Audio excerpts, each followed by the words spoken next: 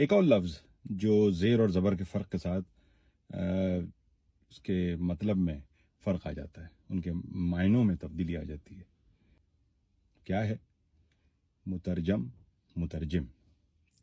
مترجم وہ نسخہ یا وہ کتاب یا وہ نثر یا وہ اشعار جو کسی اور زبان سے آپ کی زبان میں، اردو زبان میں ترجمہ ہوئے ہوں، تو وہ جو ترجمہ ہے وہ کہلاتا ہے مترجم۔ اگر کوئی کتاب انگریزی کتاب سے انگلش میں کوئی انگریزی کتاب اردو میں پبلش ہوئی اور اس کا کسی نے ترجمہ کیا تو وہ کتاب کہلائے گی مترجم، اور جو یہ ترجمہ کرے گا وہ کہلائے گا مترجم۔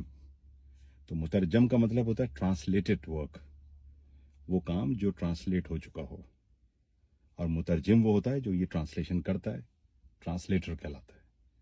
کیا کہلاتا ہے؟ ٹرانسلیٹر۔ مترجم، مترجم، چھوٹا سا فرق ہے۔ امید ہے آپ کو سمجھ میں آ گیا ہوگا۔ اپنا بہت خیال رکھیے۔